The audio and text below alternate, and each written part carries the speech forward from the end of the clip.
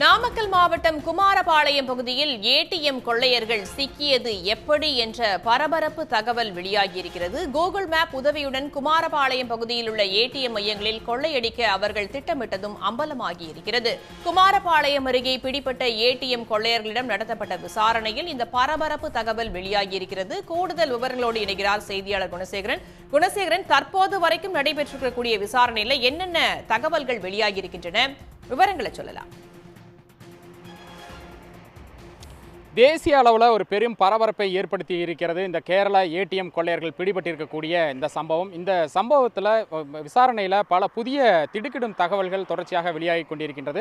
கேரளாவில் 3 ஏடிஎம்களை கொள்ளையடிச்சிட்டு அவங்க வட மாநிலத்திற்கு தப்பிச் செல்ல முயன்ற பொழுதுதான் குமாரபாளையம் அருகே தமிழக போலீசாரால் அவர்கள் 7 பேர் கொண்ட கும்பல் சுற்றி வளைக்கப்பட்டனர். இதில் ஒருவர் சுட்டுக் கொல்லப்பட்டார். ஒருவர் காயங்களுடன் துப்பாக்கிச் சூட்டில் காயமடைந்து மருத்துவமனையில் அனுமதிக்கப்பட்டிருக்கிறார்.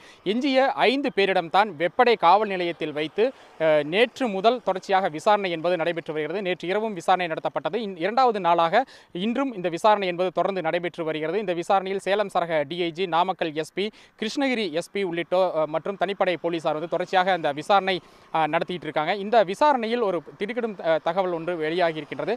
குமாரபாளையம் பகுதியிலும் இருக்கக்கூடிய ஏடிஎம் மையங்களை அவர்கள் நோட்டமிட்டதும் அம்பலமாகி இருக்கின்றது. குறிப்பாக கூகுள் மேப் உதவியுடன் இருக்கக்கூடிய ஏடிஎம் மையங்களை இருக்கக்கூடிய பகுதியை பார்வையிட்டு பிரிதொரு நாளில் அவர்கள் கொள்ளையடிப்பதற்கு திட்டமிடுவதற்காக அந்த நோட்டமிட்டிருப்பதாக தகவல் தெரிவிச்சிருக்காங்க. குறிப்பாக நேற்று பிடிபட்ட போதே அந்த நோட்டமிட்டு விட்டு நேற்று இரவு இந்த கொள்ளை சம்பவத்தை அரங்கேற்றுவதற்கா அல்லது வேறொரு நாளில் இந்த கொள்ளையடிப்பதற்கு அவர்கள் திட்டமிட்டிருக்கிறார்களா என்ற முழுமையான அந்த விவரம் தெரியவில்லை. ஆனால் இந்த கூகுள் மேப் உதவியுடன் தான் இந்த தேசிய நெடுஞ்சாலையிலிருந்து கிராமத்து சாலை வழியாக கீழே இறங்கி அவர்கள் அந்த ஏடிஎம் மையங்களை நோக்கி அவர்கள் பார்வையிட்டு சென்ற பொழுதுதான் போலீசார் அறிந்து துரத்தி சென்று இந்த பிடிபட்டிருக்கக்கூடிய இந்த சம்பவம் என்பது தொடர்ச்சியாக நிகழ்ந்திருக்கின்றது. அதே போன்று இந்த கொள்ளை கும்பல் இன்னும் பல பகுதிகளில் ஏற்கனவே நடந்த ஏடிஎம் கொள்ளைகளிலும் இவர்களுக்கு தொடர்பு இருக்கலாம் என்ற கோணத்திலும் தொடர்ச்சியாக இந்த விசாரணை என்பது நடைபெற்று வருகிறது.